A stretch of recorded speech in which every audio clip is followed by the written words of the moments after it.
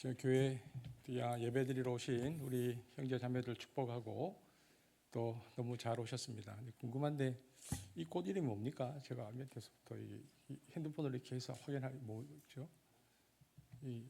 혹시 아시는 분 이 꽃 이름 얘기 좀 왜냐하면 이 색깔이 너무 예쁘고 제 눈에 들어와서 너무 궁금해서 제가 핸드폰으로 이렇게 해서 한번 볼까 했는데 또 찬양하고 있어서 못 올라오고 지금 우리 상준이가 이게 한 거죠. 이렇게 핸드폰으로 해가지고 해보려고. 꽃 이름 뭡니까? 아직 하고 있다고.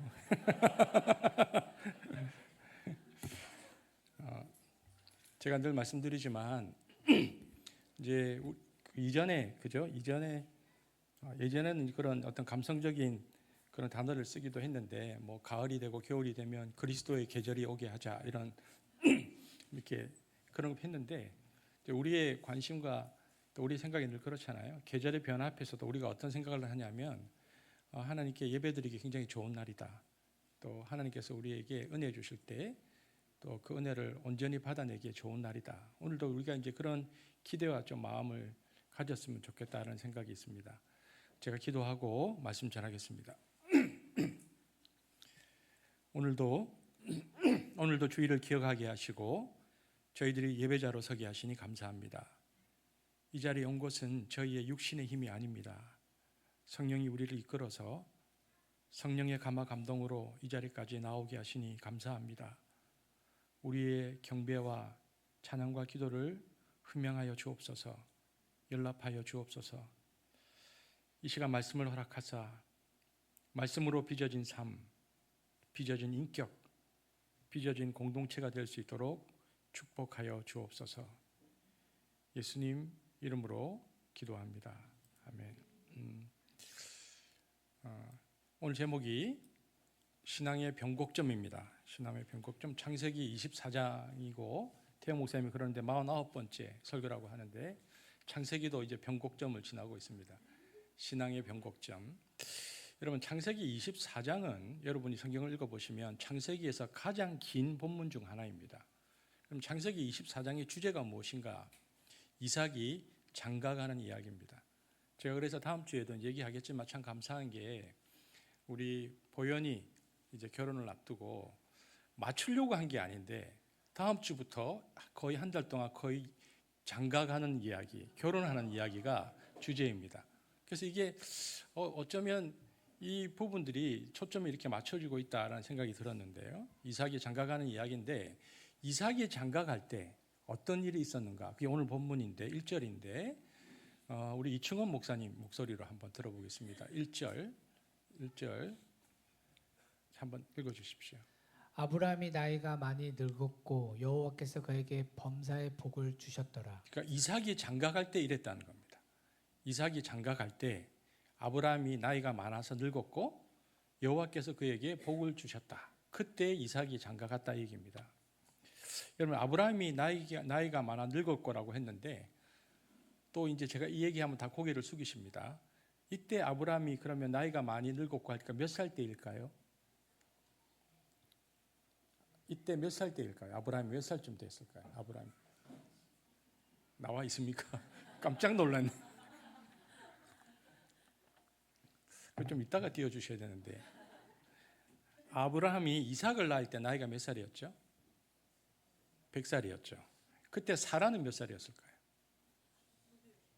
아브라함하고 사라하고 나이 차이가 10살 차이 나니까 10살 아래니까 사촌 누이였으니까 사라가 90살, 아브라함이 100살에 이삭이 태어났는데 그런데 지금 창세기 24장인데 창세기 25장 20절을 보면 이삭이 장가갔을 때 나이가 40세라고 되어 있거든요. 그러니까 아브라함이 나이가 몇 살 때 이삭이 장가갔죠? 140세. 사라는 몇 살 때 그러면 장가갑니까? 130세. 그런데 창세기 23장 1절 지난주에 보니까 사라가 127살로 먼저 죽어서 헤브론에 있는 막벨라 굴에 장사되었다 이렇게 되어 있거든요. 그러니까 이삭은 어머니가 떠나고 3년 후에 아내를 얻어서 결혼한 겁니다. 그러니까 아브라함도 혼자 된 지 3년이 되었고 그리고 사라가 떠나고 그리고 3년 뒤에 이제 장가가는 이야기죠. 바로 그때 그 즈음에, 그러니까 아브라함도 상처하고 3년이 지나고 이삭도 어머니를 잃고 3년이 지나고 그 즈음에 어떤 일이 있었는가? 여호와께서 아브라함에게 복을 주셨다 이렇게 되어 있습니다. 이때 아브라함은 하나님께서 모든 일에 복을 막 주시기 시작한 때였다. 그래서 여러분 24장 1절 이후에 성경을 읽어보면 어떤 단어가 많이 나오냐면 형통했다는 단어가 계속 나옵니다.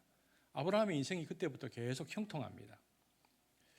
그러면 여러분 이때가 언제인지를 우리가 좀 살펴보려면 아브라함이 장가 갔을 때 이때, 그럼 그 이때를 살펴보기 위해서는 아브라함의 생애를 드론을 띄우듯이 쭉 살펴보면 명확해지는데, 아브라함이 처음에 하나님을 모르고 있을 때 아브라함이 어디서 하나님을 제일 먼저 만나게 되죠? 지명 갈대아 우르에서 하나님의 부르심을 받습니다. 근데 갈대아 우르에서 나올 때는 우상 숭배를 하고 있을 때이기 때문에 하나님을 잘 몰랐어요. 그래서 아버지 데라가 뭘 하고 있었냐면 우상 장색이라고, 여러분 지금 종로 5가에 가면 거기 부처님 상 만들고 무당들이 쓰는 칼, 뭐 제사 도구, 막 온갖 우상 만드는 가게들이 쫙 있잖아요. 근데 데라가 그걸 했다는 겁니다. 데라가 그걸 했는데, 데라가 그런데 이 고대 신화적인 세계관이 있던 그 귀신이 가득하던 사회 속에서 무당들하고도 접해보고 그렇게 접신한 사람들과도 얘기를 하면서 이런 사람들과 데라가 만나서 교제하면서 신에 대한 어느 정도 종교적 지식이 있었고 데라가 들은 체험이 있는 사람이었습니다.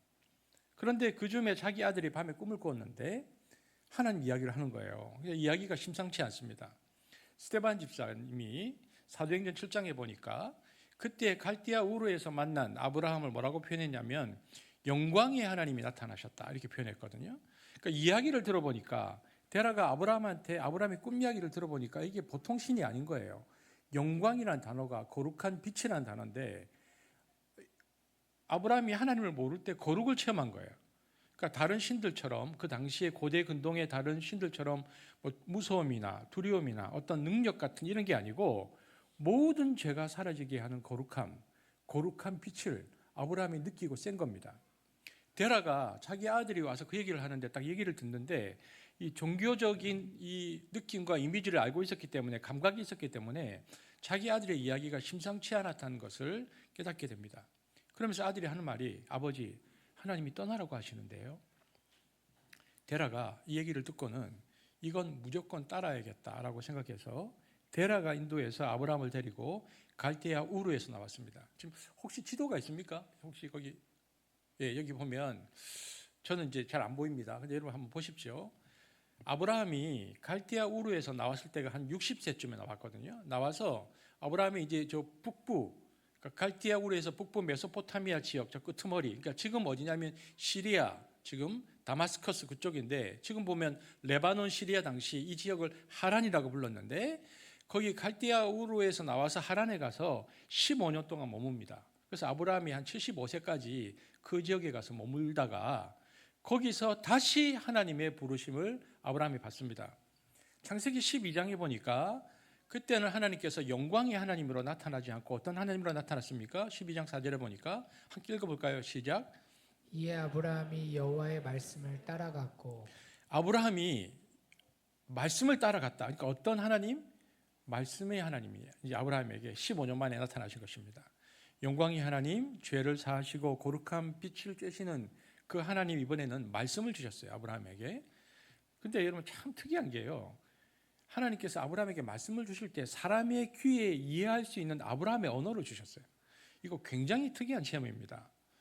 여러분, 하나님이 우리에게 말씀하실 때, 여러분 기도할 때 하나님 혹시 음성을 듣는다거나 뭐 그걸 할 때 하나님이 우리에게 어느 나라 말로 얘기하십니까? 혹시 영어로 들으시는 분 계세요? 하나님이 우리에게 말씀하실 때, 여러분 이전에 그 성서와 함께 캐톨릭 출판사가 있었는데 출판사 사무실 편에게 뭐라고 붙어 있느냐 하면은 하나님은 우리말을 하신다 이렇게 써 있거든요. 그러니까 뭐냐면 하나님이 사울에게 나타나셔서 다마스커스에 가는 사울에게 나타나서 이랬죠. 사울아 사울아 네가 왜 나를 핍박했느냐 할 때 사울이 나중에 회상할 때 이 이야기를 들어보면요, 히브리어로 말했어요, 하나님께서. 그러니까 알아들었던 거죠.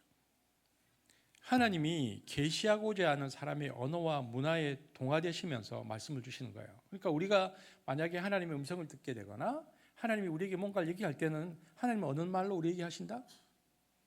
한글로 우리에게 하신다. 근데 이제 영어를 더 잘하는 사람에게는 또 영어로 하실 수도 있고.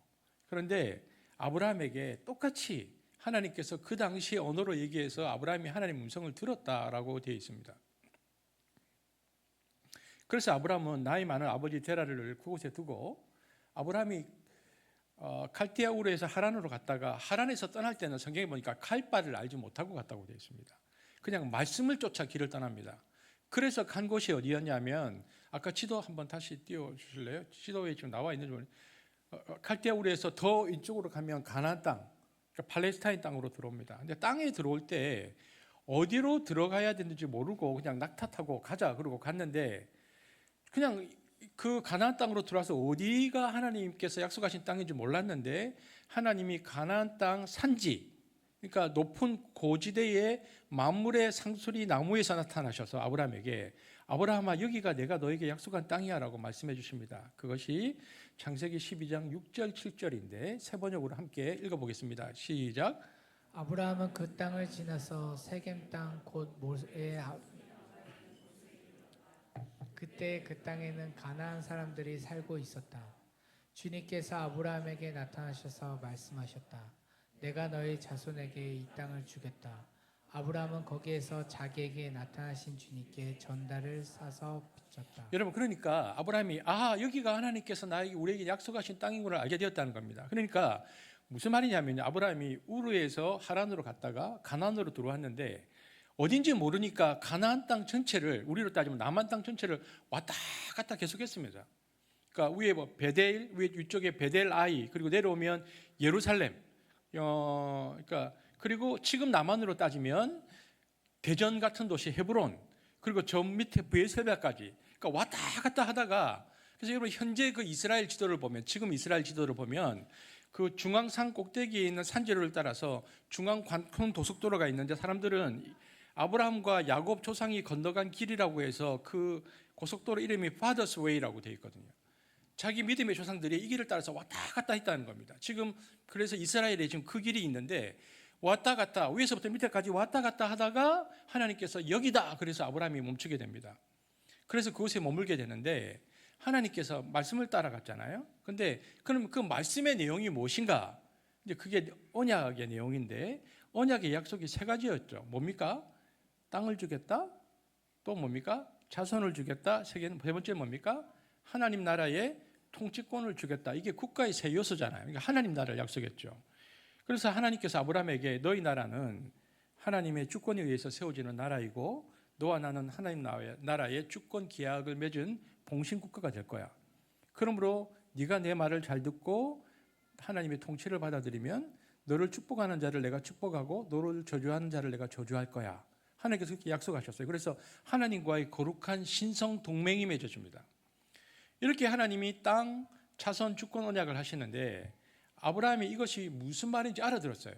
그 당시의 계약법에 의해서 당시의 중근동의 수많은 인간의 제국들이 특징이 강포하고 포악하고 하나님의 뜻에 불순종하는 반신 국가들이었는데 하나님이 아브라함아 이런 나라들 속에서 내가 너를 통해서 세상 나라 가운데 하나님의 통치를 받는 나라를 내가 보여주기 위해서 너를 택하니 너는 이 약속을 믿고 떠나라 이렇게 얘기하셔서 아브라함이 이 하나님의 말씀 언약을 붙들고 떠난 겁니다. 먼저 우리가 살펴볼 것은 땅에 대한 약속인데 세 가지 중에서 땅 약속은 몇 번에 거쳐서 하나님께서 아브라함에게 계속 얘기해 주셔서 아브라함이 땅에 대한 약속에 믿음이 생겼어요. 이 땅을 하나님께서 나에게 언약의 땅으로 주셨다. 아브라함은 그 믿음이 있었어요. 그래서 여러분 우리가 지난주에 살펴봤는데 자기 아내 사라가 죽었을 때 어디에 매장을 합니까? 헤브론 쪽, 그러니까 예루살렘에서 브에셀바가 가는 중간 지역인데 그곳 막벨라라는 곳에 땅을 사고 사라를 거기에 묻었어요. 왜 그렇습니까?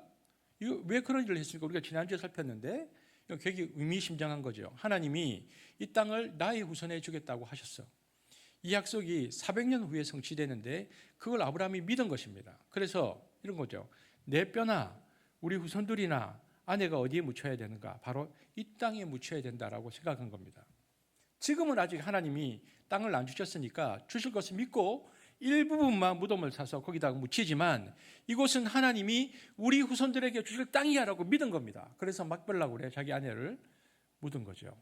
그래서 막벨라굴은 아브라함에게 있어서는 약속의 땅을 하나님이 내게 주시겠다는 언약의 약속을 내가 믿습니다라는 믿음의 증표였습니다. 하나님께서 기뻐하셨죠.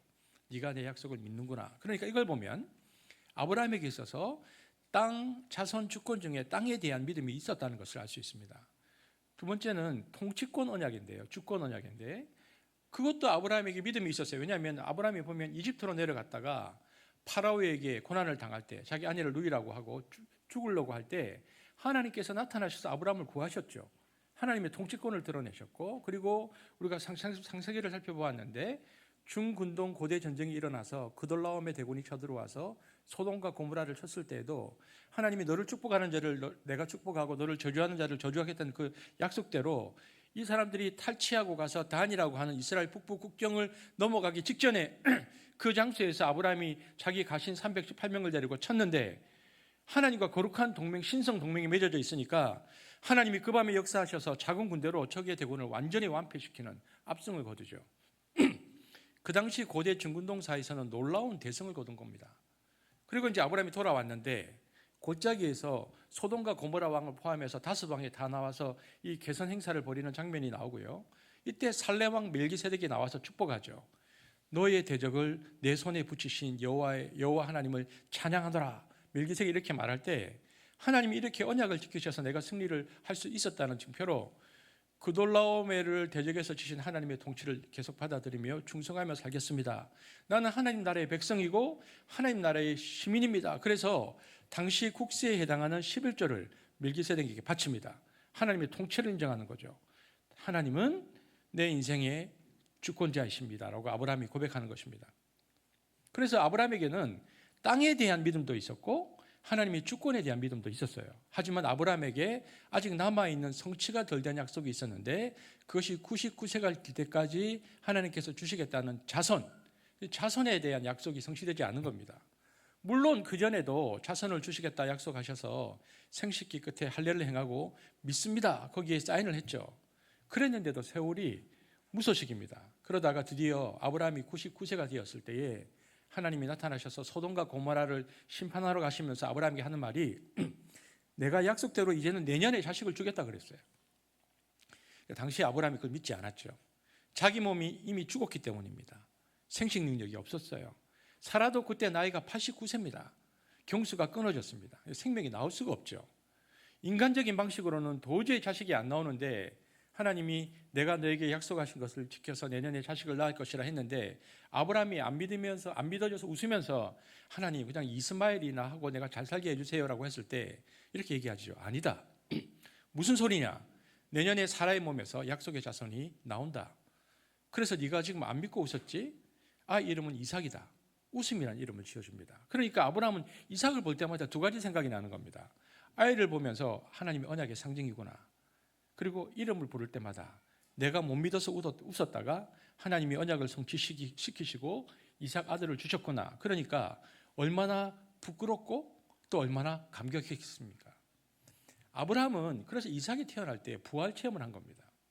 자기 몸이 죽었다가 다시 살아나는 체험을 한 것입니다. 그렇기 때문에 이삭은요 혈육의 자손이 아닙니다. 그래서 하나님이 99세까지 기다린 거거든요. 완전히 혈육으로는 부정 모혈로는 도무지 태어날 수 없는 아이가 태어났기 때문에 이삭은 부활을 체험했고 이것은 혈육의 자손이 아닙니다. 하나님의 언약의 자손, 말씀이 성취되어 나온 자손. 그러니까 이것은 말씀이 육신이 되어 오신 예수님을 미리 보여주는 예표적인 사건입니다. 여러분 예수님도 혈육으로 이 땅에 오셨는데 그 혈육화되는 일이 무엇인가? 말씀이 육신이 된 사건이라고 요한복음에 말하고 있습니다. 이삭도 아브라함에게는 말씀이 육화되어 이상에 태어난 것입니다. 왜냐하면 자기 몸이 죽었기 때문이죠. 그 자체가 예수님의 성육신과 같은 기적을 미리 아브라함에게 체험하게 하신 겁니다. 그랬는데 아브라함의 인생에 있어서 가장 무서운 시험은 그로부터 15년 뒤 아브라함 나이가 115세가 되었을 쯤에 그러니까 이삭이 15살 이전이라고 봅니다. 왜냐하면 유대인 전승인데 성인식을 13살에 하기 때문에 아마도 그때였을 것이라고 유대인들이 추측하는데 자기들의 절기에 맞추어서 그 즈음에 하나님이 도저히 이해할 수 없는 명령을 아브라함에게 주십니다. 그 아들 이삭을 모리아산에 데리고 가서 죽여라. 그 명령을 받았을 때 아브라함이 도무지 납득할 수 없었죠. 이런 명령을 주신 하나님을 이해할 수 없었습니다. 왜냐하면 명령이 도덕적이지 않고 하나님의 계명이 어긋납니다. 인신제사는 우상 숭배자들이나 하는 것입니다. 그런데 하나님이 고대의 다른 제국에 살던 우상 숭배자들이나 하던 그 명령을 아브라함에게 하신 겁니다. 너 그 방법으로 네 아들을 죽여라. 이해가 안 되는 겁니다. 그러나 아브라함이 평소에 하나님과 인격적인 교제가 있었고 말씀하고 나타나시는 하나님에 대한 인격적인 확신이 있었기 때문에 만약에 확신이 없었으면 이렇게 하죠. 사단아 물러가라. 이게 무슨 하나님이야. 사단이지. 하나님처럼 나타나서 말하지만 난 안 속아. 말도 안 되는 얘기를 하고 있어. 이랬을 겁니다. 그런데 아브라함이 그렇게 안 했어요. 성경에 보니까. 왜 그랬을까요? 그동안 계속 말씀하시던 하나님에 대한 인격적 감각이 있는 겁니다. 그러니까 하나님은 맞는 거예요. 그런데 하나님은 맞는데 이해할 수 없는 말씀을 주셨죠. 하나님이 아브라함을 시험하셨다고 성경에 되어 있습니다. 그런데 여러분 우리가 살펴보았지만 이 시험을 쉽게 생각하면 아버지로서의 아브라함의 정을 시험했다. 부정, 아버지로서의 아브라함을 시험하셨다. 그러니까 네가 나를 더 사랑하느냐, 네 아들을 더 사랑하느냐, 뭐 이렇게 시험했다 생각할 수 있습니다. 물론 그런 부분 요소들도 있죠. 하지만 그것이 아닙니다. 그것만이 아니고 하나님이 아브라함이 이삭을 더 사랑하는 것에 대해 질투를 느껴서 명령을 하는 이상한 신이 아니고 성경은 이삭에 관한 이 시험의 본질을 분명히 밝혔는데 그것은 무엇이냐? 아버지로서의 시험을 받은 것이 아니고 언약에 관한 시험이었다. 하나님과의 언약을 아브라함이 계속 믿느냐를 테스트한 시험이었다라고 성경이 말합니다. 그래서 히브리에 있어서는 이것을 어떻게 해석하느냐? 아브라함이 모리아산에서 이삭을 제물로 드릴 때 어떻게 드렸냐? 약속을 받은 자로 드렸다고 되어 있습니다. 히브리서 11장 17절 함께 보겠습니다. 이것이 아브라함의 시험의 핵심이죠. 본질이죠. 보겠습니다. 시작.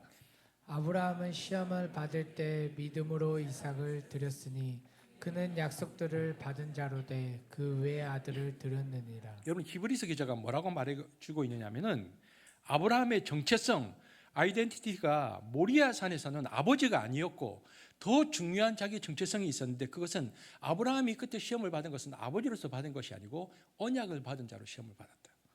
언약을 받은 자로서 시험을 당한 것입니다. 그래서 시험 내용도 언약입니다. 언약의 통로로 하늘의 별, 바닷가의 모래처럼 수많은 자손이 일어날 것이라고 하는 그 언약의 통로로 하나님이 이삭을 주셨거든요. 그런데 그 이삭을 죽이라는 겁니다. 언약의 통로가 이삭인데. 그러면 얼핏 생각하면 이렇게 생각해야 되죠. 하나님이 언약을 취소하셨구나. 왜냐하면 언약의 통로가 사라지니까. 이삭이 살아있어야 하늘의 별, 바닷가의 모래처럼 후손이 나올 거 아닙니까? 그런데 죽이라는 겁니다. 모리아산에서. 그래서 만약 아브라함이 그때 시험이 들었다면 이런 결론에 가야 되겠죠. 하나님이 언약을 취소하시고 마음대로 언약을 바꾸셨구나. 이랬어야 하는데 아브라함이 그렇게 하지 않았다는 겁니다. 하나님의 언약을 눈앞에 벌어질 언약 성취와 이 모순된 상황을 극복하고 상황에 휘말려들지 않고 오히려 그때 아브라함이 더욱더 언약의 그 하나님을 붙잡았다. 그래서 언약하신 하나님 이삭을 죽이라고 하시니까 그가 이런 생각을 하면서 결론이 이렇게 도달합니다. 그래, 하나님 언약하셨는데 언약하신 그 하나님이 죽이라고 그랬어. 그러면 나는 지금부터 칼로 내리쳐서 죽인다. 그러나 하나님이 이삭을 통해서 하늘의 별, 바닷가의 모래처럼 수많은 자손을 일으키신다고 약속하셨으니까 약속을 지키려면 어떻게 해야 되는가? 내가 칼을 내리꽂아서 심장에서 피가 솟아나고 내가 이삭을 죽이면 이삭이 다시 살아나야 하는 거야. 그래야지 그 후손이 하늘의 별, 바닷가의 모래처럼 나올 수 있지. 그러니까 나는 하나님의 뜻대로 순종해서 죽여도 하나님이 내가 죽인 이삭을 다시 살리실 것이야 라는 이 믿음이 아브라함에게 있었다는 겁니다. 언약에 대한 그 믿음이 그래서 이 죽음을 넘어갑니다. 언약을 붙잡은 아브라함, 그 때문에 아브라함이 이 죽음을 넘어가 버렸다고 성경이 말하는 거죠.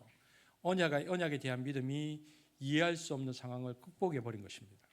히브리에서는 아브라함이 이삭을 죽이면 하나님이 다시 살리실 줄로 믿고 칼을 내리쳤으니 그래서 아브라함은 부활을 그 장소에서 미리 체험한 것입니다. 그러니까 부활 신앙은 어떻게 생겼는가? 부활 신앙은 다른 말로 언약 신앙입니다. 하나님의 말씀을 믿었더니 죽음이라는 상황을 넘어가는 놀라운 체험을 아브라함이 한 것입니다. 근데 거기에서 이삭 대신 하나님께서 준비한 양을 만납니다. 그래서 하나님이 약속의 후손의 죄를 속하고 하나님의 자녀로 삼기 위해서 대신 죽이는 대속양을 보게 되는데, 이건 누구를 미리 본 것입니까? 이것은 아브라함에게 예수님을 미리 계시하신 사건입니다. 그래서 여러분, 그 모리아 산에서는 두 아버지가 만난다는 겁니다. 아들을 내려놓은 두 아버지가 모리아 산에서 만납니다. 이삭을 하나님께 드리기로 결심하고 손에 칼을 들고 이미 마음속에서 칼에 피가 튄 그 아브라함과, 그리고 그 아브라함을 보면서 나중에 자기 아들 독생자 예수 그리스도를 이 땅에 보내서 십자가에 못 박히게 하기로 결심하신 하나님, 이 두 아버지가 모리아산 정상에서 만나는 겁니다. 이 둘이 아버지로서 약속을 지키기 위해서 희생을 감당하는 그 하나님 아버지와 아브라함이 그곳에서 만납니다.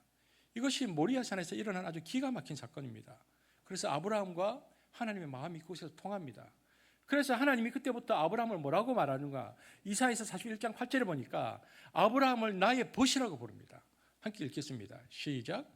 그러나 나의 종 이스라엘아, 내가 택한 야곱아, 나의 벗 아브라함의 자손아. 벗이라는 것이 무엇입니까? 좋은 일, 싫은 일을 다 같이 겪어서 얼굴만 보면 마음을 아는 사람, 이것이 벗입니다. 내 아픔을 이야기하지 않아도 표정만 보면 아는 사람, 공감 능력. 그러니까 아브라함은 영적으로 하나님과 깊이 공감을 한 관계가 되었습니다. 하나님이 벗이라고 부른 유일한 사람. 왜냐하면 아브라함도 하나님도 그 아들을 죽이는 그 결심과 체험을 했기 때문에 그 두 사람만큼 그렇게 마음을 이해하는 자가 없었다는 것입니다. 그래서 아브라함은 모리아산에서 자기 자식 이삭을 내려놓는 체험을 했고, 죽음을 넘어서는 부활의 체험을 했고, 그리고 거기에서 예수 그리스도 대속의 은총도 미리 계시받는 놀라운 체험을 모리아산에서 하게 되는 것입니다.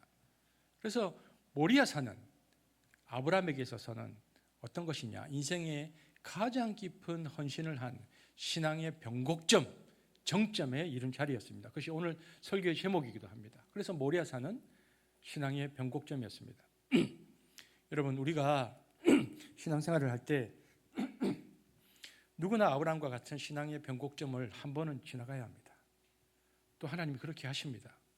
그래서 자기가 가장 애지중지하게 여겼고, 여기서 애지중지라는 것은 자기가 선호하고 좋아하는 어떤 것을 말하기도 하지만 그보다는 아브라함에게 이삭처럼 이것은 하나님의 축복의 도구, 하나님의 축복의 통로라고 내가 확신하고 지금까지 살아왔던 그 어떤 것을 말합니다. 이런 거죠.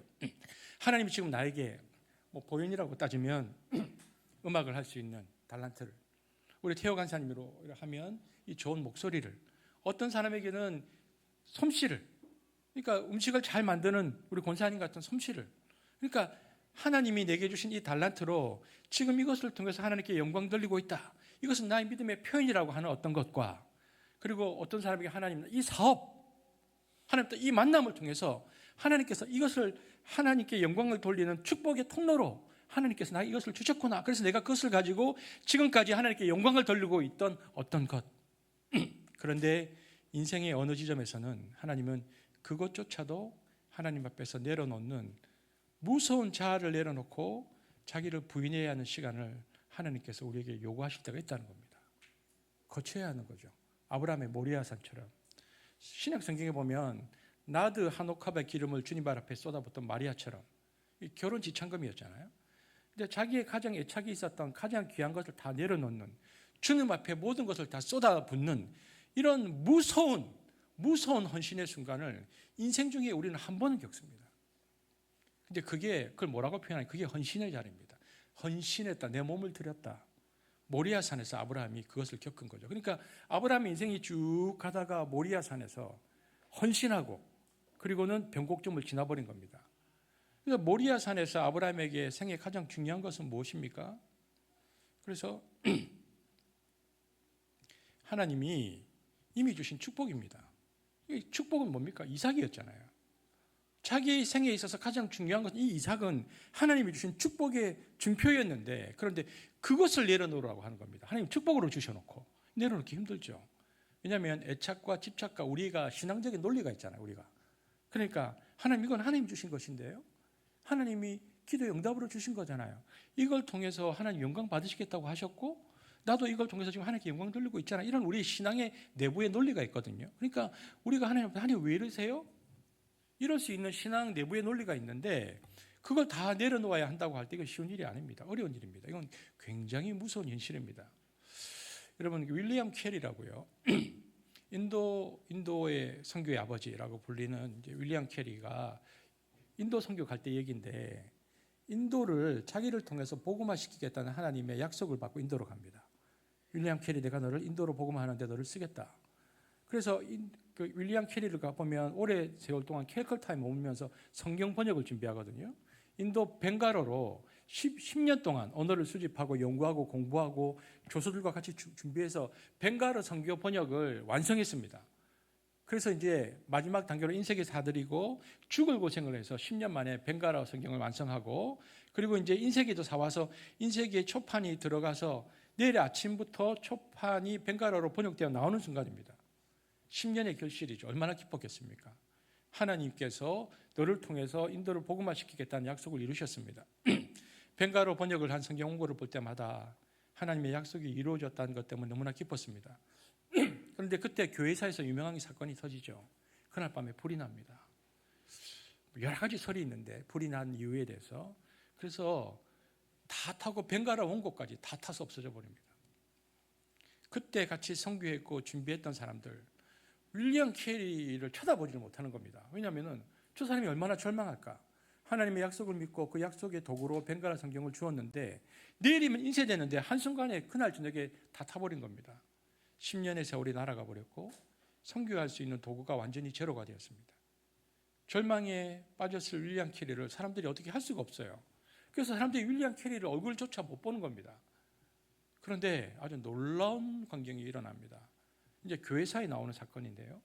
불이 활활 타오르는 인쇄서를 바라보면서 윌리엄 캐리가 찬양과 영광을 돌리고 있습니다. 믿음이 성경 표현대로라면 믿음이 약해지지 않고, 믿음이 없어 시험에 들지도 않고 더 견고하여져서 더 영광을 올려드립니다. 아브라함의 믿음이 생긴 겁니다. 어떻게 그럴 수 있었을까? 나중에 윌리엄 캐리가 이제 그 얘기를 해줍니다. 사람들에게. 자기도 너무 당황이 돼서 막 그렇게 하고 있는데 불 속에서 하나님께서 말씀하셨다는 것입니다. 윌리엄 캐리, 너는 이 성경 원고를 믿고 인도에 왔느냐 아니면 나를 믿느냐? 윌리엄 캐리가 그때 하나님께 이렇게 얘기했죠. 하나님, 저는 성경 원고나 저 인쇄기를 믿고 온 것이 아닙니다. 하나님, 저는 하나님을 믿고 왔습니다. 그래서 이것이 다 죄로 변하고 허무하게 된다 할지라도 하나님이 나를 통해서 인도 선교를 계속 이루실 것을 믿습니다. 확신합니다. 그 고백을 했다는 겁니다. 믿음이 더 견고해졌죠. 근데 여러분, 그날 이후에 이상한 일이 생깁니다. 그에게 그날 이후에 그러니까 선교사를 보면요, 윌리엄 캐리에게 언어의 천재적인 능력이 생깁니다. 10년에 걸쳐서 벵갈어 성경 겨우 하나 번역했는데 그 후로 윌리엄 캐리는 10여 개의 부족 언어로 성경을 다 번역해냅니다. 그래서 세계 언어학자들이 윌리엄 캐리를 언어학의 천재라고 부르거든요. 지금도 캘커타에 가면 윌리엄 캐리 대학이 있는데 성경 번역 선교에 있어서는 이 사건이 너무 중요한 사건의 동기입니다. 세계 성경 번역의 시조죠. 그렇다면 윌리엄 캐리가 천재여서 그렇게 많은 언어를 짧은 시간에 번역해냈느냐? 아닙니다. 그날 밤 하나님께서 윌리엄 캐리에게 선물로 주신 것입니다. 창조적인 지혜를 준 거죠. 벵갈어 성경이 다 제가 되어 날아갈 때에 하나님, 나는 이 벵갈어 성경이 하나님의 도구로 믿었고 지금까지 노력을 기울여 만들었지만 이것을 다시 하나님의 제단에 바치라고 하실 때는 기꺼이 바칩니다. 영광을 올려드립니다. 라고 했을 때 하나님이 벵갈어 이상으로 그에게 13개 언어에 대한 능력을 주셔서 생애 중에 가장 위대한 성경 번역 선교사가 됩니다. 여러분, 예수님께서 뭐라고 말씀하셨습니까? 마가복음 8장 34절 한번 같이 읽어보겠습니다. 시작. 우리와 제자들을 불러 이르시되 누구든지 나를 따라오르거든 자기를 부인하고 자기 십자가를 지고 나를 따를 것이니라. 여러분, 어떤 변곡점을 지나야 된다고 얘기하십니까? 자기를 부인하고, 그런데 자기 생각, 자기의 계획, 자기의 애착, 그런데 우리에게 적용하면요, 자기의 신앙입니다. 이런 거죠. 이건 내 신앙이다. 지금까지 내가 붙들었던 내 신앙이야. 내 신앙은 이런 것이야 라고 집착하고 있던 강한 어떤 모든 것들을, 그러니까 자기의 생각, 계획뿐만 아니라 자기의 신앙마저도 자기의 십자가를 지고 내려놓고 자아의 죽음과 내려놓음을 겪어야만 한 걸음이라도 주님을 향해서 나아갈 수 있지, 그것을 통과하지 못하면 그 다음부터는 주님을 못 쫓는다. 거기에 좌절된다는 겁니다.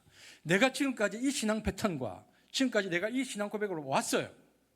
그리고 나는 이것을 하나님 만나기에 나에게 가장 좋은 신앙의 어떤 모습이라고 생각했어요. 그러나 하나님께서 그 모습 외에 다른 모습으로 만나기를 요구하셨을 때 기꺼이 그것마저도 내려놓을 수 있어야 한다는 것입니다.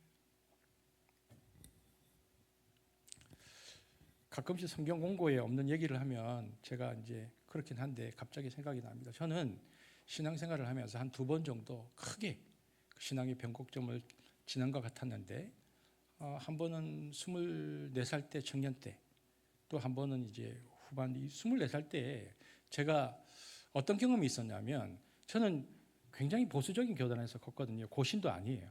훨씬 더 보수적인. 지금 제 모교에 가면 남반제만 따로 앉아서 예배드리고 있습니다. 지금도 그래요. 그리고 이렇게 서로 얼굴 보이는 곳 있죠. 이렇게 예배당이 크기 때문에 이렇게 서로 얼굴 남녀가 얼굴이 보이는 곳은 커튼을 쳐놨어요. 못 보게. 지금도 제가 있는 모교회는 그래요. 저는 거기서 신앙생활을 했어요. 그랬다가 군대를 갔는데 제가 3개 종파 군종병이었거든요. 그러니까 이제 법당에서 잠자고 교회에서 새벽 예배 드리고 성당 가서 밥 먹고 그렇게 하다가, 그러나 이제 제가 종교가 기독교니까 이렇게 교회에서 이 업무를 보는데, 교회에서도 군대 교회도 여름 성경학교 같은 걸 하거든요. 그러면 선생님이 없으니까 각 부대에서 신앙생활을 했던 신학생들을 다 차출해 와요. 이 사람들이 한 일주일이나 열흘 있다가 가는데, 그때 보니까 막 순복음, 감리교, 성결교, 침례교 다 오시는 거예요.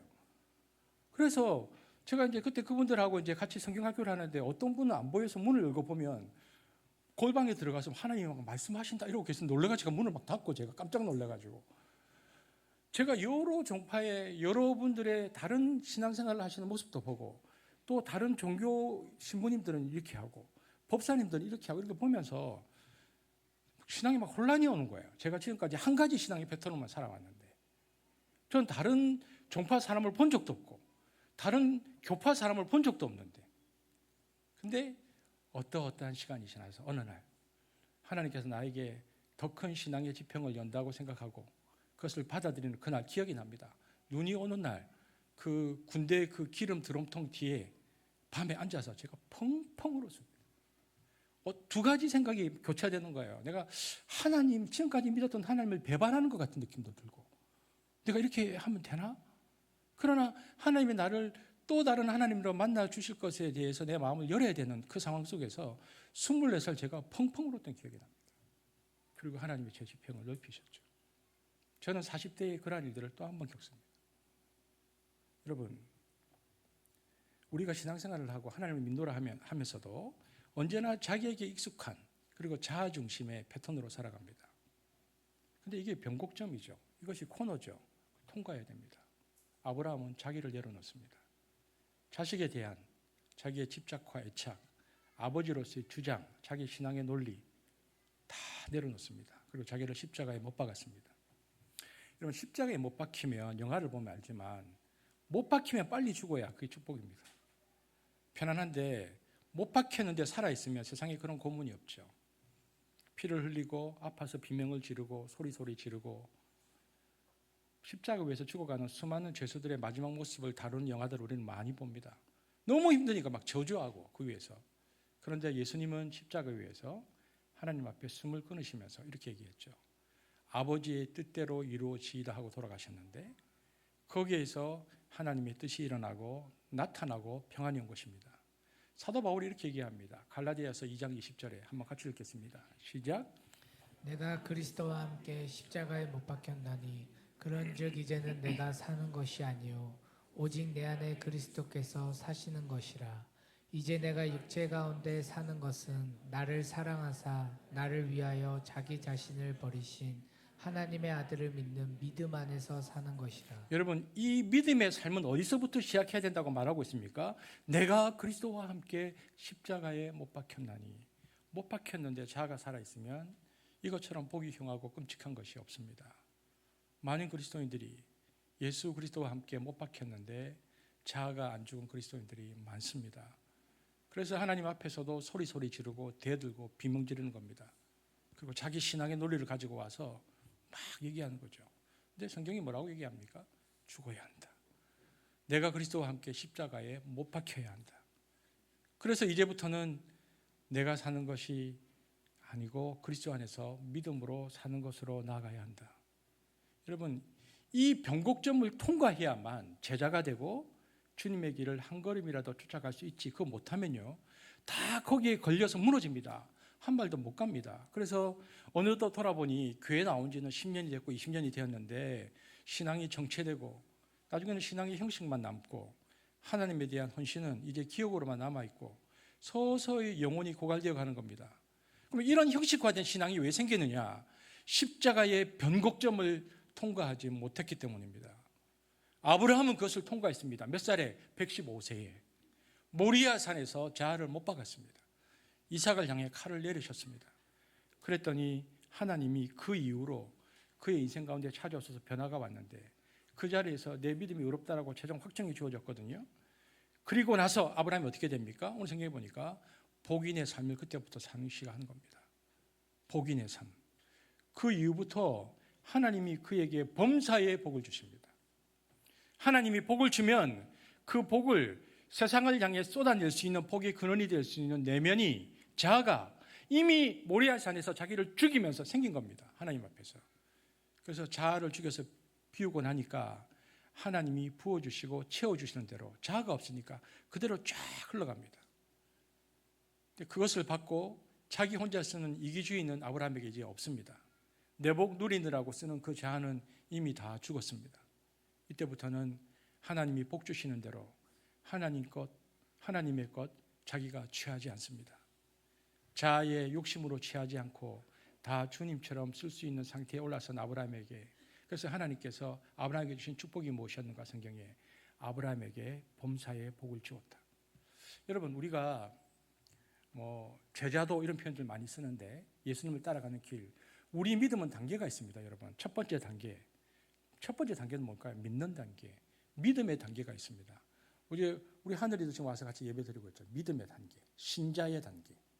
내가 예수를 믿는다, 세례를 받고 신자의 단계. 그런데 두 번째는 예수를 잘 믿고 하나님 말씀을 지키고 또 나름대로 자기 욕망을 누르고 통제하면서 말씀으로 막 살려고 하는 단계.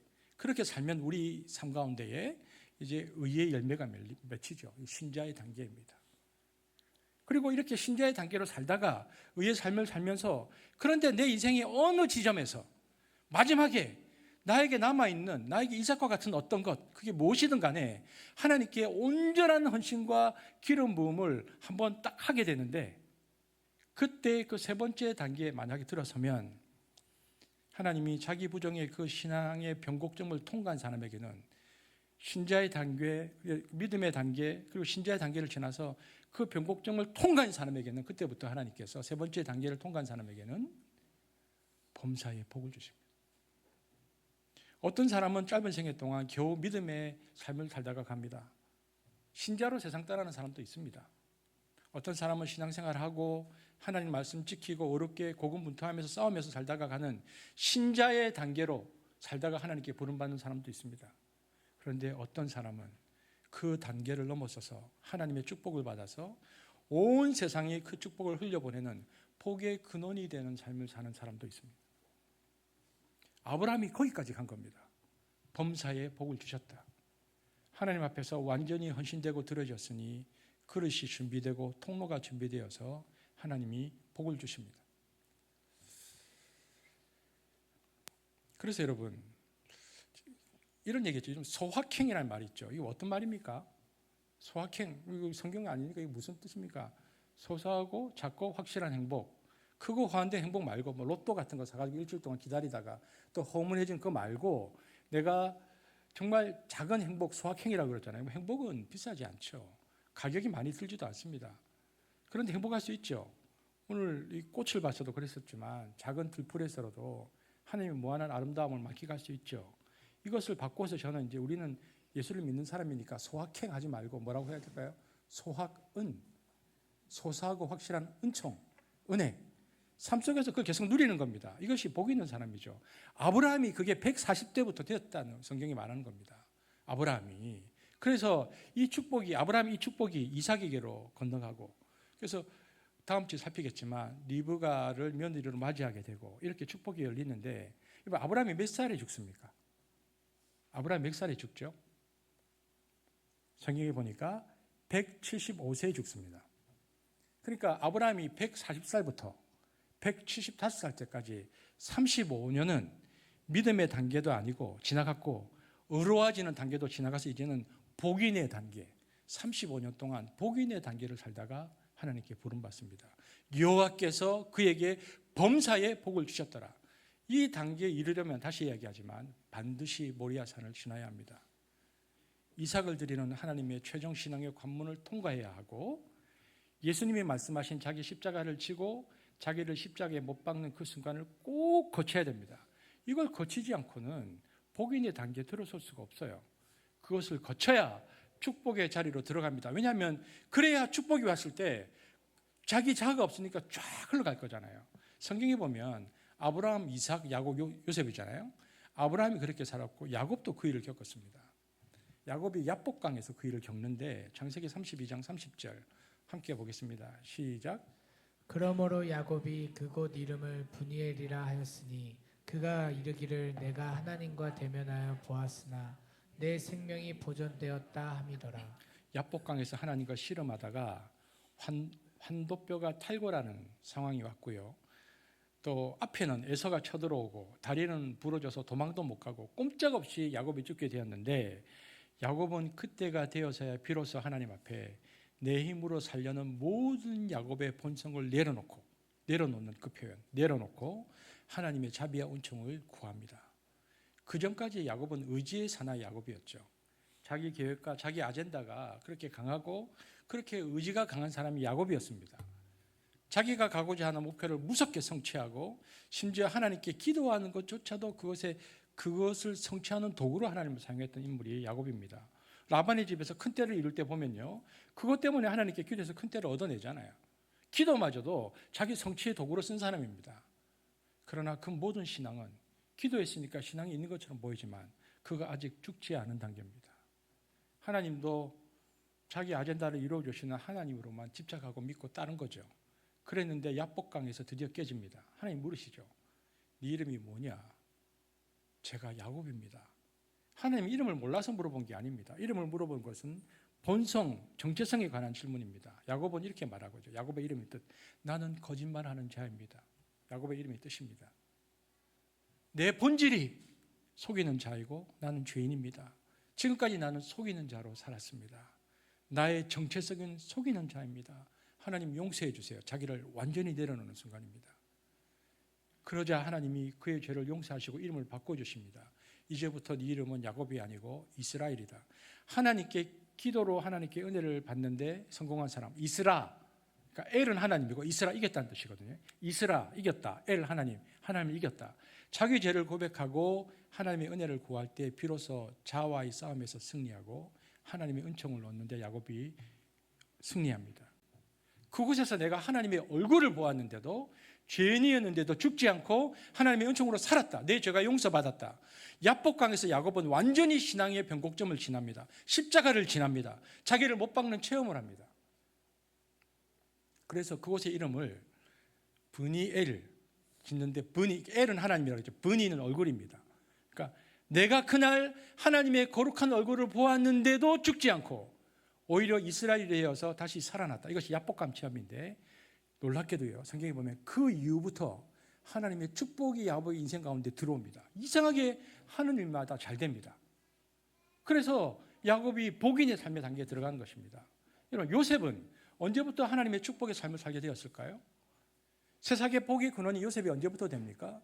중군동 지역의 7년 대흉년으로 모두가 죽어가고 아사자가 속출하는데, 그를 구원하는 데 하나님의 생명의 구원자, 세계의 구원자의 도구로 그가 쓰임받는데, 언제 요셉은 변곡점으로 지나서 그 축복의 동로로 쓰임받습니까? 보디발의 감옥에서 일어났습니다. 창세기 39장 20절에서 23절 함께 읽겠습니다. 시작.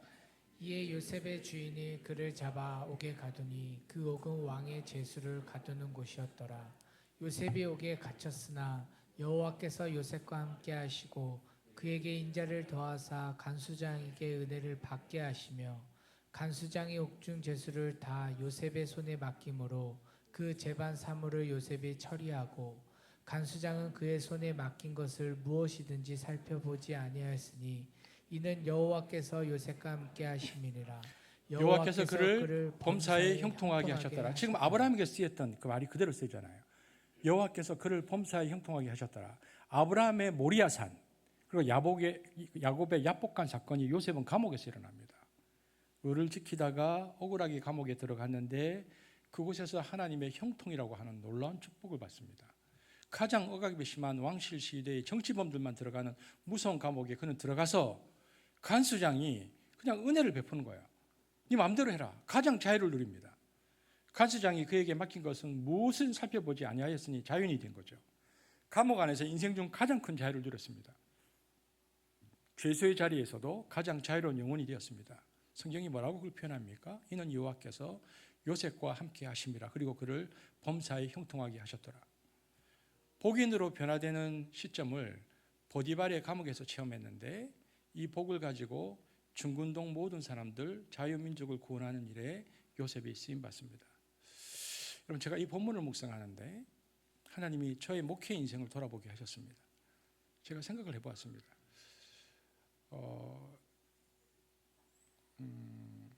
95년? 그러니까 갑자기 지금 생각이 91년이군요. 91년부터 제가 교육자 생활을 했습니다.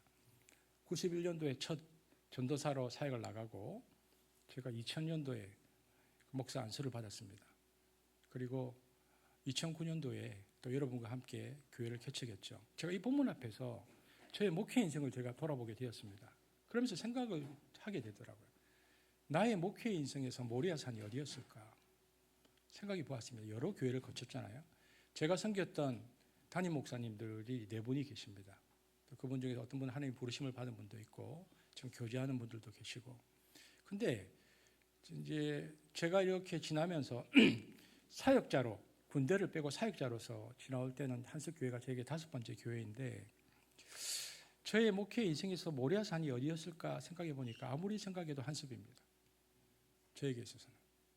여러분 그 필립 얀시가 쓴 책 중에 교회 나의 고민 나의 사랑이라는 책이 있습니다. 제가 너무 좋아하는 책인데 교회는 언제나 저에게 어릴 때부터 또 처음 사역자를 나갔을 때부터 세월이 지나서 지금까지 교회는 저의 고민이면서 저의 사랑입니다. 그래서 제가 교회를 떠날 수가 없어요. 교회라는 것. 근데 가만히 생각해 보니까 이 본문 앞에서 너무 감사한 게 여기 계신 여러분과 제가 15년을 이곳에서 함께 지났습니다. 하나님은 한석교회를 통해서 하나님 나라를 볼 것이다라는 약속을 주셨고 우리가 지난 15년의 세월 동안 하나님 나라를 말씀으로 삶으로 배워가면서 우리는 이렇게 모였을 때 우리 한숲의 성도들이 저와 함께 하나님께 한숲이라는 교회로 부름을 받고 모였을 때 우리는 처음에 이런 생각을 했어요. 하나님께 드릴 영광의 도구로서 이 교회를 하나님 사용해 주십시오. 그런데 하나님께서 시간이 지나면서 우리에게 그런데 너희들이 나에게 영광을 돌릴 도구로서 모여서 나에게 이 교회로 영광을 돌리고 있는데 그 교회마저도 나에게 드릴 수 있느냐. 그런데 우리는 그 15년의 세월 동안 그 교회마저도 하나님께 영광을 드릴 교회마저도 하나님께 기꺼이 하나님께 드리겠다고. 그래서 우리의 열심이 아니고 하나님이 지나가시는데 그 어떤 걸림돌도 되지 않도록 하나님 지나가십시오 라고 우리가 길을 내어드리는 15년의 세월을 지났다는 생각이 듭니다. 그래서 그 변곡점이라는 것은 어떤 한 지점이 아니라 여러분과 함께 지났던 지난 15년의 세월입니다. 그리고 그 변곡점을 지났더니 어떤 일이 일어났는가? 우리에게 생명이 주어졌습니다. 그 지점을 통과하면서 우리 공동체 안에 복이 흘러가는 내면이 준비된 것입니다. 생명이 지나가는데 하나님이 모리아산을 지났다고 너희들이 그렇게 나에게 영광을 드리겠다는 도구로서의 그 교회마저도 나에게 너희들이 내려놓았더니 하나님이 우리 복을 주시는데 우리에게 생명이 주어지는데 그 생명은 지치고 힘들고 어려웠던 사역자들이 이곳에 와서 회복됩니다. 여러분, 이게 쉬운 일이 아닙니다. 사역자들이 상처받고 힘들고 어렵잖아요. 회복이 어렵습니다. 그런데 그들이 이곳에서 회복됩니다. 선교사님들이 이곳에 오셔서, 그리고 선교사님의 자녀의 MK들이, 그리고 다음 세대의 청년들이, 인생의 길을 잃어버린 자들이, 연약한 자들이, 우리가 그들에게 특별히 뭘 하고 있는 것 같지는 않은데 하나님께 온전히 내어드렸더니 하나님께서 우리에게 생명을 주시는데, 그 생명이 그들에게 스며들어가면서 이곳에서 회복이 일어나고 살아나는 일들이 일어나는 것입니다. 한숲의 사역은 지나가게 하는 사역입니다. 무엇이? 하나님의 뜻이. 여러분, 변곡점을 지난 공동체는 하나님을 나의 편 혹은 나의 신앙의 내부 논리로 붙잡으려고 하지 않습니다. 중요한 것은 그분의 뜻이면 그 뜻이 물처럼 흘러가도록 길을 내어드립니다. 저는 그래서 이 본문 앞에서 생각해 보면 여러분을 축복합니다. 목사, 여러분 한 분 한 분이 너무 귀합니다. 그 일들을 여러분이 지금 하고 계시는 것입니다. 그럼 구체적으로 어떻게 하는 것이 하나님의 뜻이 지나는 것일까? 로마서 12장 15절 16절은 명확하게 우리에게 얘기합니다. 로마서 12장 15절에서 16절 한번 읽어보겠습니다. 어떻게 하면 지나? 시작. 즐거워하는 자들과 함께 즐거워하고 우는 자들과 함께 울라. 서로 마음을 같이하며 높은 데 마음을 두지 말고 도리어 낮은 데 처하며 스스로 지혜 있는 채 하지 말라. 이런 것이죠. 어떻게 하면 하나님의 뜻이 지나가냐면 즐거워하는 자들과 함께 즐거워하고 슬퍼하는 자들과 함께 슬퍼할 수 있어야 합니다. 두 번째는 서로 마음을 같이해서 높은 데 마음을 두지 말고 도리어 낮은 데 처해야 합니다. 개역 성경에, 여기 개역 성경인데 낮은 데 처하며라고 번역한 16절의 구절을 표준세 번역은 비천한 사람들과 함께 사귀라라고 번역하고 있습니다. 우리의 시선이 하향성을 추구하고 모퉁이를 남기는 이유입니다. 하나님이 지나가시게 하기 위해서 우는 자들과 함께 울고 슬퍼하는 자들과 함께 슬퍼하면서 우리가 비천한 사람들과 함께 사귀기 위해서, 그래서 우리가 하향성을 추구하고 모퉁이를 남기려는 것입니다. 성경이 이렇게 말합니다. 하나님의 뜻이 지나가고 싶어? 높은 데 마음을 두지 마라. 눈물의 자리, 아픔의 자리에 다가서라. 왜냐하면 그곳에서 우리는 가장 깊은 영혼과 만나게 될 것입니다. 그것이 우리의 소명입니다. 그러니까 우리의 소명은 축복입니다. 누군가에게 하늘의 복을 나르는 사람이 될 희망을 품고 산다면 우리의 하루는 달라질 것입니다. 저는 개인적으로도 교회적으로도 변곡점을 지난 이들이 있다는 것을 압니다. 야, 저분들이 저 인생의 변곡점을 지났구나. 이번 그분들에게 나타나는 안정감, 그분들에게 있는 자유함, 제가 저분들은 변곡점을 지났구나. 그런데 우리 공동체 안에 지금 지나고 있는 분들도 있습니다. 제가 아프지만 너무 기대가 됩니다. 저분들 저 변곡점을 지나면 저분들 인생에 어떤 신앙의 고백이 나올까?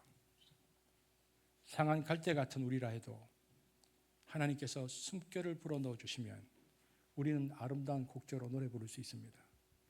오늘 성경 보면 이렇게 말하잖아요. 아브라함이 나이가 많아 늙었고 여호와께서 그에게 복을 주셨더라. 오늘도 내일도 축복의 노래를 불러 세상을 아름답게 밝히는 우리가 되기 위해서 신앙의 변곡점을 지난 분들을 축복하고 지나고 있는 분들을 응원하면서 하나님께서 여러분 인생 가운데 여러분을, 그리고 우리 공동체를 축복의 통로로 마음껏 사용하는 저와 그리고 우리 공동체 되어지기를 주의 이름으로 축복합니다. 기도하겠습니다. 사랑의 주님, 아브라함이 나이가 많아 늙었고 여호와께서 그에게 복을 주셨다라고 성경은 말합니다. 교회적으로 또 개인적으로 변곡점을 지나고 있는 이들이 있습니다. 하나님, 그들을 축복합니다. 그들이 그 시간을 지나 축복의 통로로 또 하나님께서 붙드시는 하나님의 은혜의 도구로 온전히 사용될 그것을 기대합니다. 하나님, 우리를 이곳에 부르시고 함께 그 신앙의 변곡점을 지나게 하셔서 감사합니다. 말없이 섬기며 말없이 그 자리를 지키는 우리 지체들을 축복합니다. 하나님, 우리에게 어떤 말씀을 주시든 우리가 제한하지 않고 그 길을 내어드리기를 소망합니다. 그리고 우리의 노력과 열심이 아니라 우리 안에 주신 그 생명으로 말미암아 이곳에 회복되고 치유되고 살아나는 역사가 있을 것을 믿습니다. 하나님 우리를 그렇게 사용하시고 그 흘러 들어가는 축복이 세상과 그리고 우리 다음 세대에 흘러갈 수 있도록 우리를 그렇게 사용하여 주옵소서. 감사를 드리며 예수님 이름으로 기도합니다.